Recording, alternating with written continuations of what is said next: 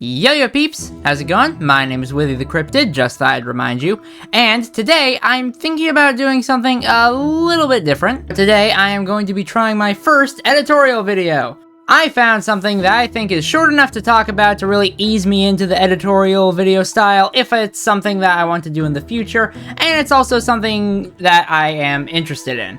It is this. Minecraft Legends: The Rise of the Illager. I haven't heard anyone read this, and I'm shocked because I actually think that it's not a terrible book. I mean, it's not spectacular, it's not the perfect book by all men, but it's still pretty good, so I'm gonna be reading over this. I'm gonna be going through the motions, going through the steps that this book goes through in its story, and we're going to see what we can attach from it and grab from it, and yeah, I think it's just an interesting book, so let's talk about it. So we start with a really sadistic weirdo named Carl, and he's just going to town on a bunch of mobs and illagers. He's just chopping them down with his sword and stuff. And the way he talks, he honestly kind of sounds like a serial killer, honestly. He kind of sounds kind of freaky. Apparently, we find out that this guy is a hero, which is what they call the players in this world, or in the book at least. So yeah, I always like to call them builders just because I think it makes more sense, but I don't know, maybe it's because Minecraft Dungeons is more combat-based, calling them heroes makes a bit more sense, but yeah. It's also established that the villagers and illagers speak a language that is different from what the heroes speak. So this means that villagers and heroes can't understand each other. So basically, this Carl guy, he murders a bunch of illagers and then murders a bunch of mobs that the illagers were fighting, which is another interesting thing. In this book, it seems that illagers and mobs attack each other regularly, which I really wish happened in the regular game. I think that would be a good idea. It would be a nice lore detail, and also it would just, I don't know, make sense. And it kind of feels like a lot of mobs don't really interact with each other all that much, and I wish that would happen more often. So then we are introduced to Archie, a little pipsqueak who is the Illager, as you could probably guess. He tries to convince his friends that, well, obviously they're gonna get massacred by the serial killer over here. He gets between the illagers and Carl and tries to talk the illagers out of fighting him, but of course the hero doesn't understand that he's doing that because he doesn't speak the same language as him. So they attack anyways, and Carl murders all of them mercilessly, but then he decides to let Archie live. And also, he ends up not actually killing another one of the illagers, and this guy is an evoker named Thord, and apparently he's Archie's arch-nemesis. He's like a real Roderick to his Greg Heffley. Well, actually, no, that's not a good example. That's not a good example at all. He's the real Flats the Flounder to his SpongeBob. So Thord's really banged up from the fight. He needs Archie to grab him a sword so that he can use it as a crutch. And then they sort of just waddle on through the forest trying to get back to the mansion. And Thord says he's gonna say that it's Archie's fault that they lost all those illagers. And of course Archie is really upset by this, but obviously he can't really do much about it because it's said that Thord holds a really high rank in the army of the illagers or whatever it is. They just sort of say like the clan, I think. But yeah, it's interesting how they have like a little society in there, which is nice. So they get back to the manor and we find out about their leader, the Gaslight Gatekeep girl boss named Walda. She's also an evoker similar to Thord, and she is the leader of the clan, like I just said. Now, Thord, he decides to malinger a little bit, pretend that he's more hurt than he actually is, goes like, I was born with glass bones and paper skin. Every morning I break my legs. And every afternoon I break my arms. At night, I lie awake in agony until my heart attacks put me to sleep. Oh, no!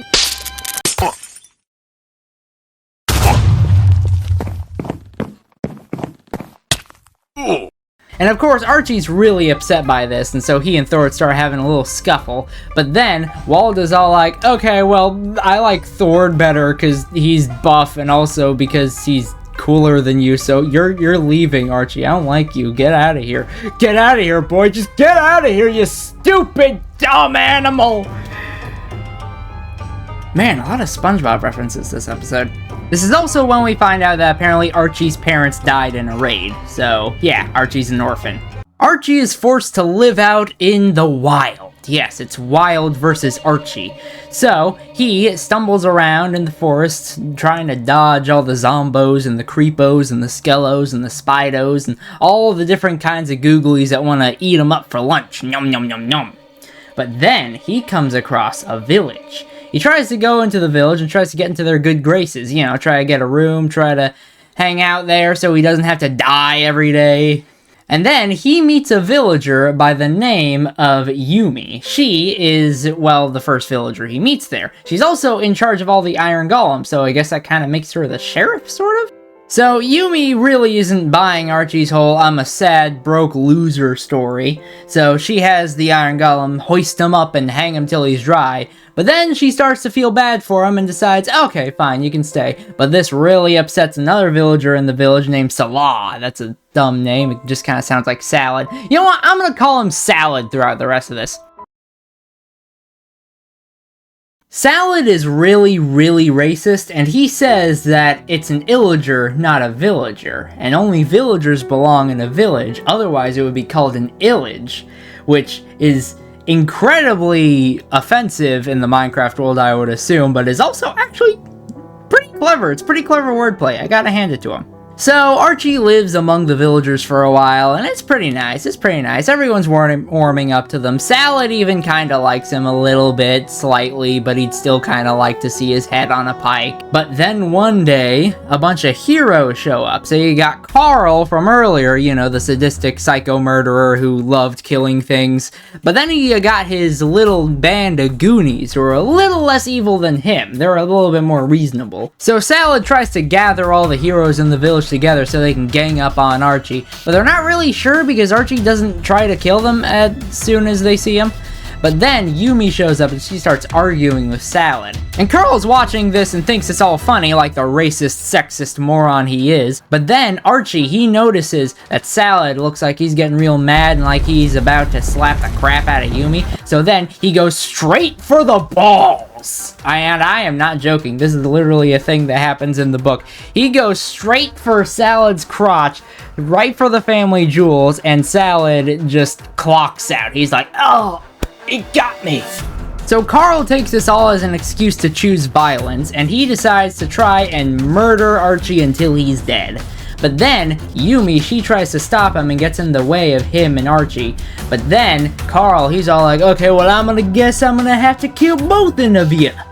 And of course they don't understand this, but still, it's something that he's planning to do. And so Salad, just having recovered from having his manhood completely crippled, he notices this, seeing Carl about to attack Yumi, and he tries to go for a last-minute redemption arc speed run and tries to help Yumi get out of the way. But then Carl just kind of slaps the crap out of Salad and knocks him out. But then, Archie, he tries to throw hands again. This time, instead of aiming for the family jewels, he just goes for the tum-tum, which is obviously much less devastating. And it doesn't even hurt Carl that much, even the book says this. But Carl, oh, he's blazing mad about this, and he's about to chop the little head off of Archie right now. But then, his pals, his buddies, his friends, although I wouldn't say they're really good friends if they're not encouraging this murderous rampage he's about to go on, so more so, reluctant allies, decide to grab Carl and drag him out of the village because he's clearly off his rocker at this point and they want to stop him. Despite this whole mess seemingly having been finished and all neatly wrapped in a little bow, it turns out that the villagers are still quite upset with Archie. They all formed an angry mob and they were about to kick him out of the village, saying that since the heroes still are really mad at him, that they might come back to try and kill Archie and even might try to kill all the villagers too. Yumi protests this and even says that the heroes, they come in here and kill their livestock and take all the loot out of their chests and sleep in their beds, confirming that in the Minecraft Dungeons universe, villagers are still treated pretty much as awfully as they are in the main game. However, Archie realizes that the villagers are right, and he decides of his own volition to leave the village, which I think is very noble of him. We cut to Carl and his little gang, where we find out that Carl doesn't really care about his little gang at all. In fact, he kind of hates all of them, which is not surprising to anyone really. There's also a little sentence here that says that Carl did not come to this forsaken world to make friends, which implies that heroes, or at least Carl, come from another land that's different from the land in Minecraft Dungeons. Possibly even another dimension, who knows? We also learn that the villagers and illagers have been in this land a lot longer than any heroes have been there. We also learn that this land is filled with a lot of artifacts and treasure, and Carl's really upset because he thinks that the illagers and villagers are wasting it by not hoarding all of it. Carl is still whining about how Archie punched him, and even the book is going out of its way to tell us that the punch didn't really do anything. He's perfectly fine. It's more of just a wounded pride than anything, really. Carl's reluctant allies all try to argue with him and tell him that's not a big deal, but then Carl goes, "You let one villager stand up to us, then they all might stand up." As Carl and his little gang set up camp, they notice Archie going into the swamp, and Carl wants to go after him, but they manage to convince him not to because, well, the swamp is full of monsters. They think Archie's just gonna get himself killed anyways. And so, Archie goes from biome to biome, going from land to land, just sort of lost and trying to find his way in the world or the galaxy or whatever Jango Fett would say. And then he comes across a peculiar torch. It appears to be magic in some way, as soon as he picks it up, it actually lights itself on fire, which is interesting. I didn't know that was a thing that could happen, so that's cool. Magic torch in hand, he suddenly finds a very strange, peculiar set of doors carved into a massive mountain. He tries to open them, and surprisingly, he can open them pretty easily, even though they're big and heavy and big and stone and such. The doors led into a cave in the mountain, and something strange was that he noticed a very mysterious glow near the back of the cave. So he went through the cave, hearing voices coercing him closer as he went along. And that's when he finds the Orb of Dominance. You gotta say it all spooky-like, otherwise it doesn't have as much meaning. Also, apparently in this book, the Orb of Dominance can actually speak, which is interesting. The orb is all like, "Join me, and together we can rule the galaxy as Orb and Little Weirdo." Archie is obviously going for this orb because that's like an offer he can't refuse. But then for a second starts thinking this is sketchy, starts having second thoughts. But then he just immediately goes right for it, and I like that you can actually see this in the original cutscene in the game. Archie then passes out, and then the next morning, the Orb of Dominance actually tells him good morning, which I think is very nice of it. Thank you, Orb of Dominance. You're very kind. You're very polite. The orb said that Archie doesn't have to worry about mobs so long as he has the orb with him, which honestly, like, at first I thought that meant that the orb would give him power over the undead mobs, but we later find out that this isn't really the case. Sorry. And then we find out that while Archie was asleep, the Orb of Dominance awakened 6 redstone golems. These are the same redstone golems you see in the game. However, they were already built when Archie was there. They were just sort of dormant, waiting for someone to pick up the orb. So, technically, Archie's got a bit of a head start in building his army at the moment. Archie realizes that he probably shouldn't just be carrying around the orb in his dirty, dirty hands. So, he decides to put it on the end of a staff, which actually the orb does for him. It sort of creates a staff out of a bunch of stone and metal and such, and it's real fancy and snazzy and stuff, which is pretty cool.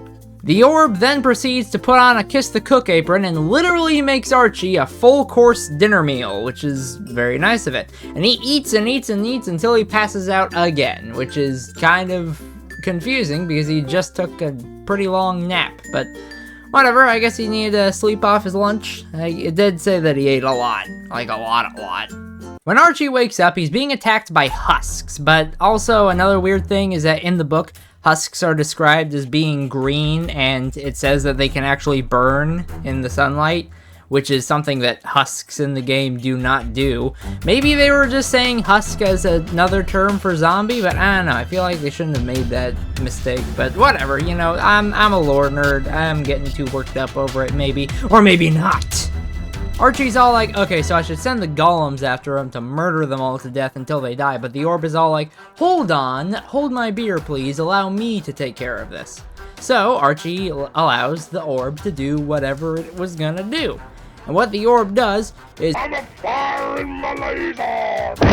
the husks die to death until they're dead, and then obviously, well, Archie he's very impressed with the orb's power, and he feels very safe with it now. So then he and his golem buddies, they go across the mountaintops to see if they can find a good place to build a nice suitable home for Archie. They then find a suitable mountaintop and they start carving it out, you know, to breaking blocks and putting them in different places, and they start putting together a massive castle, which Archie calls High Block Keep. The orb then starts going on about how they're going to do what they do every night, Archie. Try and take over the world! And Archie has some reservations about this because he's actually kind of a nice guy. But then the orb is all like, well, it's not technically stealing because it's all technically yours because blah blah blah destiny. And this convinces Archie pretty well. The Orb of Dominance then shows Archie a vision of Thord and his wily gang of villagers trying to fight a whole big ol' army of mobs next to the desert temple over in the desert. Now they do fairly well, but they all get badly wounded, and the Orb of Dominance uses this to try and tell Archie that the Illagers need him and that he needs the Illagers to make an army. So that's what Archie decides he's going to do.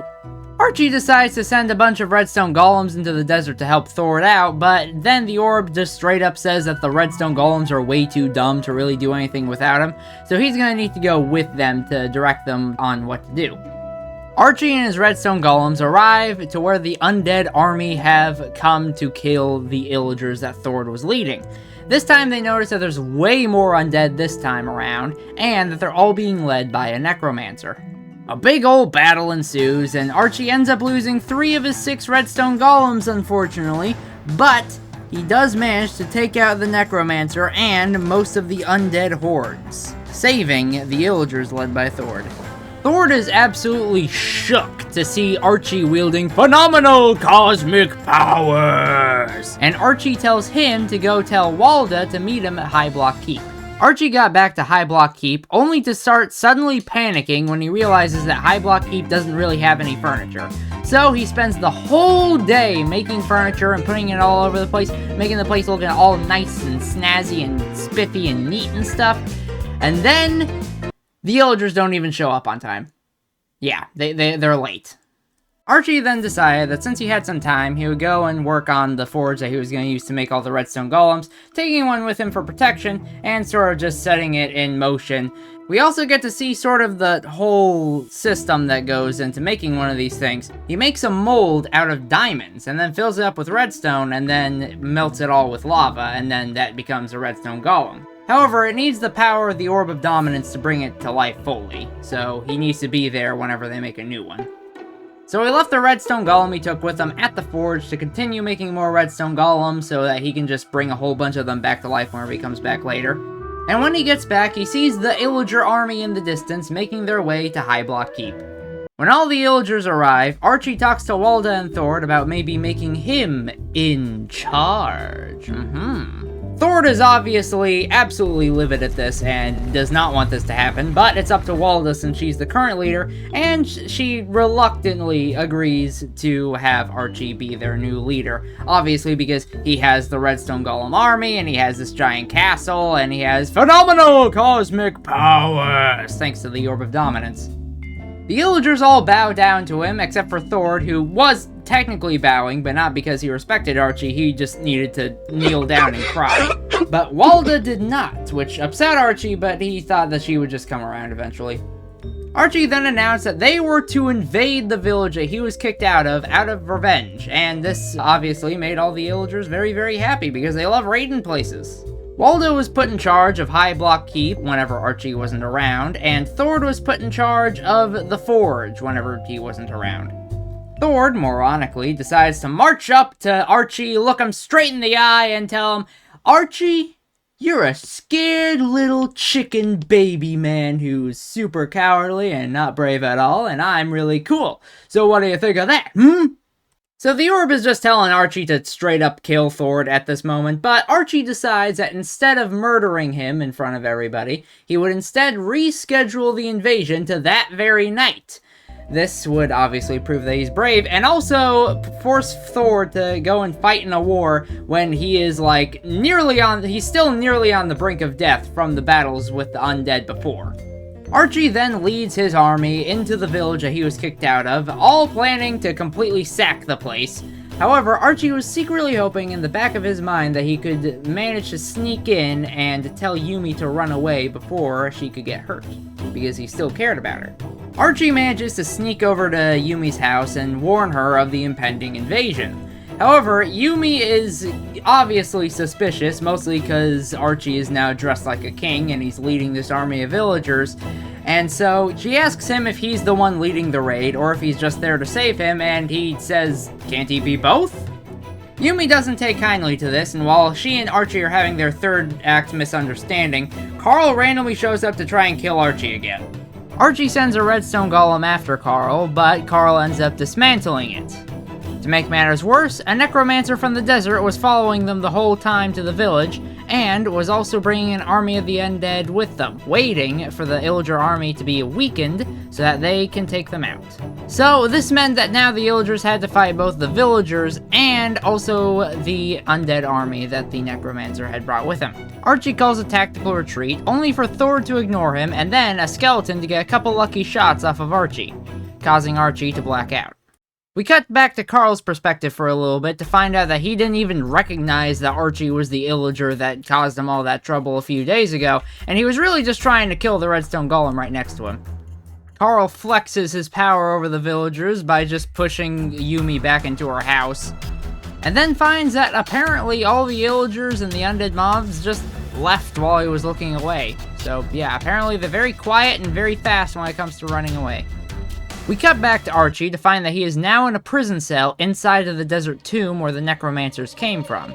We also see that the Orb of Dominance has managed to heal his wounds, which was very nice of it. Eventually, a necromancer comes to his cell and decides to let him out, leading him to a special chamber in which the Nameless One resides. Now, the Nameless One was a boss in the original Minecraft Legends game that was pretty much just the king of all the necromancers. The Nameless King actually speaks in this book, and we hear him say that he's been waiting for Archie to find the Orb of Dominance, it's more blah blah blah Destiny stuff, and proposes that they join forces. The Nameless One actually explains that the reason why he wants this alliance is because the Orb of Dominance has the ability to make the undead immune to sunlight. So, if he and Archie joined forces, then the Nameless One's army would not have to burn in the sun and could really just be out whenever. Archie agrees to these terms on the one condition that he can command the Nameless One's undead army as he sees fit, to which the Nameless One agrees. So, Archie marches out of the Desert Temple with an undead army following behind him that he can't wait to show everyone back at High Block Keep. However, after arriving, Archie realizes that even an army this big won't be enough to stop any heroes from attacking and defeating him, so he decides to start making plans for the Redstone monstrosity. So Archie goes into his fiery furnace to plan the creation of his redstone monstrosity. However, he discovers that Thord, who had been left in charge of the mines, had taken a bunch of diamonds and redstone and one of his golems and was trying to run off with them so he could start his own little rebellion. Not taking kindly to being robbed, Archie went after Thord with one of his redstone golems. When Archie managed to reach Thord tried to take the redstone golem that he stole and try to sick it out on Archie, but it obviously didn't work because Archie was the one who made these golems and Thord really should have thought that through, but guess he didn't. Thord's redstone golem they tried to steal and Archie's redstone golem both pick up Thord and toss him into the lava pools of the fiery furnace, killing Thord in a fiery death. Archie goes back to the fiery furnace, at which point he creates a diamond mold for the redstone monstrosity, tossing the redstone in there, melting it all together, and giving it life, creating the redstone monstrosity, the ultimate powerhouse of his army. Archie brings the monstrosity back to High Block Keep with him, at which point he scolds Walda for knowing about Thord's betrayal and not telling him. At which point, Walda, begging for her life, says that she's actually been planning a little surprise for Archie. Yeah, she's been planning a crowning ceremony where they crown Archie as their leader. Clearly taking a liking to this, Archie decides not to murder Walda where she stands right now, and Walda says that the coronation will happen the next day. The next day arrives, and Walda tells Archie some bad news, that the undead army that he brought with him has actually killed a couple of villagers and were now trying to storm the keep, which was not good, obviously. So Archie went over to the gate just to find out what the heck was going on, only to find that the undead were literally crawling over each other just to get through the cracks of the gate so they can kill all the pillagers inside. Archie told all the undead to stop it, get some help, and to never enter the High Block Keep unless told otherwise. The undead army then just sort of stand there outside waiting for further orders from Archie, and the Orb of Dominance tells Archie that the undead have very, very short memories, which is why they turned on the Illager so quickly. Archie then announced that his coronation would be happening that night, and then we actually get to see it happen. It's pretty much how it went down in the whole cutscene and the trailers and stuff, where we see him crowned as the Arch-Illager and all the Illagers bow down to him. It even has that part where Walda forgets to bow down and then gets clobbered for it. Archie then starts making arrangements to invade the village again, but this time he used the Orb of Dominance to get a sort of future sight on it so he can strategize a bit. He finds that the village has actually been fortified since the last time, and the 5 heroes are protecting it. Archie then asks the orb to show him the homes of the heroes, and so the orb shows him the homes. The list of their homes and their locations are as follows. There's a house built atop a mountain, another overlooking a sea, one built inside a huge tower, and another that was mostly underground except for a glass pyramid that acted as a skylight. Archie then insists that Walda lead the undead army and use them to attack the heroes' homes. Walda obviously really doesn't want to do this since the undead are kind of stupid and they might attack her if Archie isn't there to bark orders at them, but she realizes that she doesn't exactly have a choice, so she agrees to do it reluctantly. The next day, Archie takes his army, minus the undead soldiers Walda had with her, and go to attack the village. As he does so, Archie starts to have second thoughts as he worries about Yumi's safety. But then suddenly the orb starts becoming a lot more demanding, causing Archie to wonder if he's really the one in control. Archie then starts to question whether the Orb of Dominance orchestrated everything, as he finds it odd that the mobs he and Thord fought at the beginning of the book barely scratched him, and how every time he'd been chased by mobs, they'd conveniently lead him to the next place he needed to go to find the Orb of Dominance. But as he's having these thoughts, he realizes that he's too far into this to turn back, and gives his army the go-ahead to start attacking the village, with Archie riding atop the redstone monstrosity that he's created. In the conflict, Archie spots Salah, and tells him that technically in the end he was right, and that he was correct about Archie. Said gloating is then interrupted by Yumi, who tries to get Archie to stop, but then Archie points out that the village is already ablaze and is kind of like, well, we're well past that.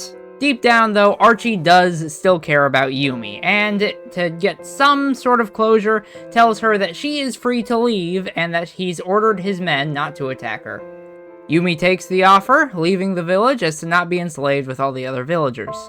As Archie keeps gloating to Salah, suddenly Carl shows up again, and is here to fight Archie again.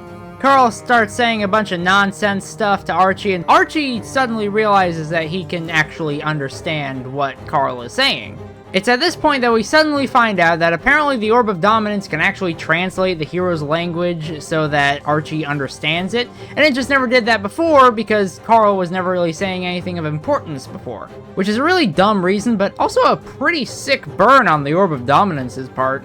Carl runs his mouth off for a little bit about how he's strong and Archie's stupid, until Archie sends the redstone monstrosity after him. At which point, Carl immediately screams like a little baby girl, and then runs away. As the whole village around him burns to the ground, Archie starts contemplating his life going forward, and his relationship with the Orb of Dominance. At which point, the Orb of Dominance finally decides to spill the beans, and openly admits that it's been manipulating Archie this entire time, and that the events leading up to its finding were no coincidence. Archie is obviously shocked by this revelation, and starts thinking if there's any way that he could get out of this, but then he realizes he's in way too deep, he can't really go back now, and so decides that maybe it's for the best that he just tries to find some enjoyment in his new life. I mean, obviously it couldn't be hard, he's living in luxury pretty much. Then we get an epilogue in which Carl's 4 friends see the village burning to the ground and start talking about saving it, as they're also talking about taking down the Arch-Illager and his Illager Empire, obviously leading to the game Minecraft Dungeons. So yeah, that was Rise of the Arch-Illager. This was a bit of a different video from what I usually make. It was more of a review or editorial. I don't really know exactly what you'd call it. This kind of video is secretly kind of the sort of video that I've been wanting to make for a long time. I like doing Let's Plays, but I also kind of always liked the idea of just talking about my feelings and reviewing something like this. overall, I thought it was a pretty good book.